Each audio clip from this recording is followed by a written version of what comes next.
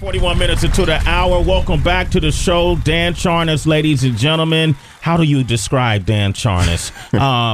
Author, a hip-hop music enthusiast, a historian, a friend, a great dad. He's many things. Dan Charnas, ladies and gentlemen. Thank you. And he happened to be in the culture at times when milestone moments have taken place, and that's what Backstory is all about. That's what these gray hairs are all about. That's what it is, man. All right. So listen, today I'm going to tell you a story I like to call the evil twin. The evil twin. We're talking about Public Enemy. How many of you know that when Public Enemy first came out, nobody was really checking for them? Really? Back in 1986 when they first came out, Public Enemy #1. I mean, it was cool. It was like regional hit, but you know, their first album, Yo Bum Rush the Show, it was a kind of very heavy, very dense. They never really had a real hit off of that record. Now, for a lot of people listening, you have to explain real briefly who Public Enemy is. Right. Well, Public Enemy was one of the first acts on Def Jam, right? And they were really the first political act in hip hop, you know, back in the late 1980s. Okay. So what happened was it took a bit of friendly competition for Public Enemy to actually get its first hit. And there was a song that came out in the summer of 1987 that kind of upped the game and provoked them to have their first hit. And this is it. This is I Know You Got Soul by Eric B. and Rakim. Damn. Oh, can we let that rock a little bit? A little bit. Okay. It's been a long time, I shouldn't have left you without a strong rhyme to step to. Think of how many weak shows you slept Now, through. Time's up. What do you notice about this song that's different from the songs that came before it in hip-hop?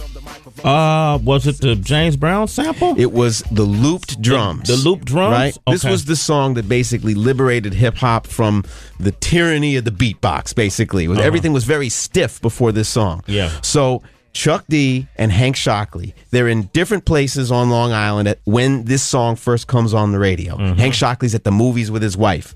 Chuck D is somewhere else. This song comes on, and they go bonkers, and they both head to the recording studio at the same time, and neither of them know what the other one is doing, right? So they both get to the studio. Chuck's already there. Hank walks in, and Chuck says, "You heard it, right?" So they decided that they were going to make us. This song so inspired them and angered them, too, because like they didn't think of it first. What if we made a song that was like this, but like the evil twin to this song? So they decided to get a loop. Right? So they dug through their record collection and they found this record by James Brown called The Grunt. Take some. Okay. Oh, wow. That's a James Brown record. That's a James Brown record called The Grunt, right? Hank Shockley was a producer for Public Enemy. That's right. And he had the production crew called The Bomb Squad. Okay. Right. So anyway, they found this old record and they decided to loop it because it was just annoying and hard and gritty. And the song that came out of it was called Rebel Without a Pause. Okay. And this is it. Brothers and sisters! Wow. Brothers and sisters! 888-742. I don't know what this world is coming to. 3345. Call us. Yes! The rhythm's a rebel without them.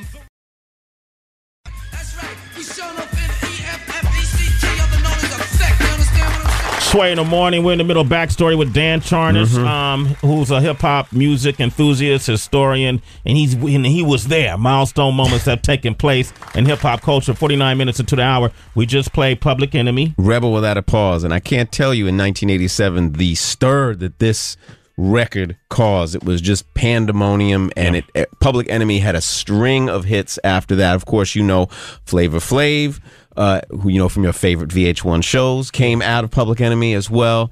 And it just really, really changed the game. And that's what we talk about on Backstory, songs that changed the game. And, you know, they're still traveling the world. They've been on tour for 20-something years that's now. Right. That's you know, right. And they're just as impactful in other places around the globe than they were here in the United States.